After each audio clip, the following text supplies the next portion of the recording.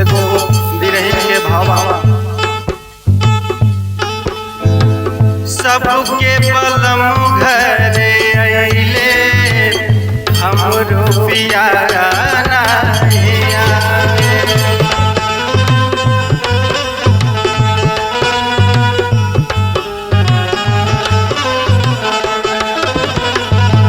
सबके पलम घरे अइले हमरो पियारा नहीं आवे।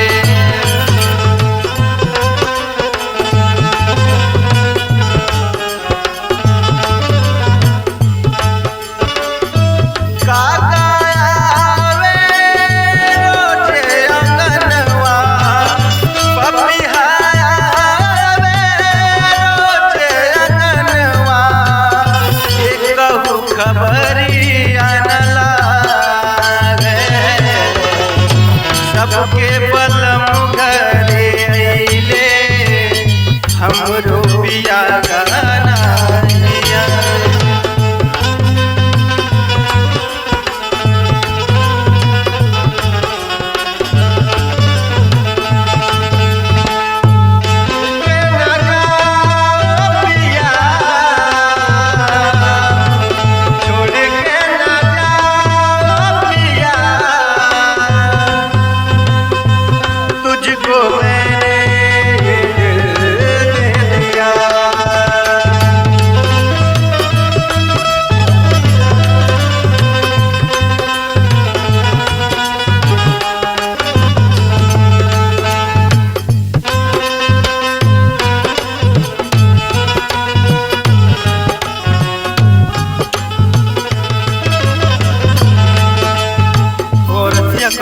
कैसे कहतिया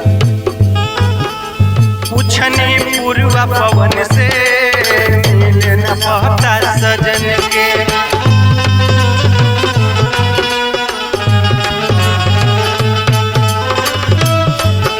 अब तू ही बताव विधाता सहजा दिहला कवना जन्म के।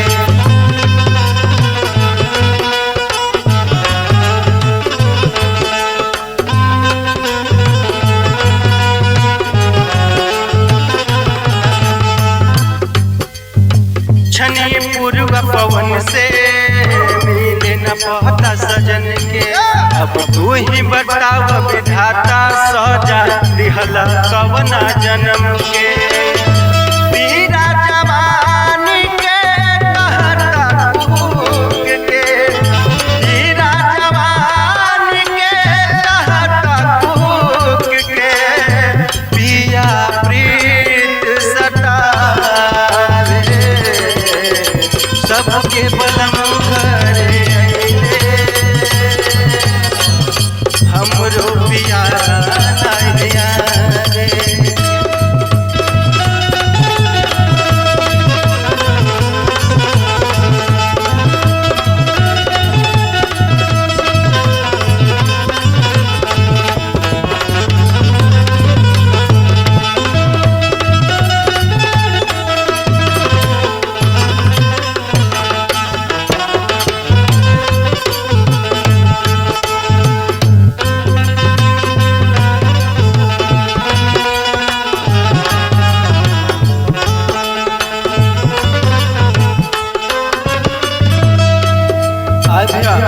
औरत दूसरे लाइन में कहतिया कैसे टूटल सपना सजावल गिरल महल बनावल।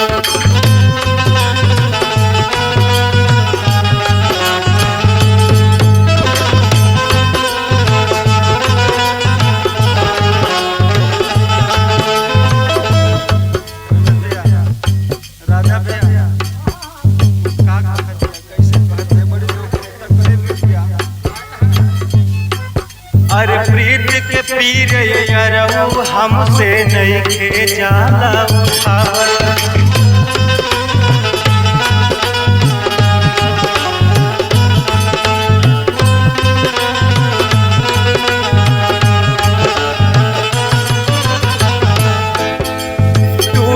सपना सजावल गिरल महल बनावल प्रीत के पीर यरम हमसे नहीं खे जाला उठावल राकेश रंजन अनुपम पंकज मानस बेदर्दी बाबू नीलकमल बात ये समझावे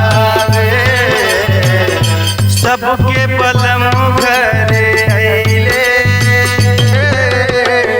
हमरो पिया नहीं आवे सबके बलम घरे अइले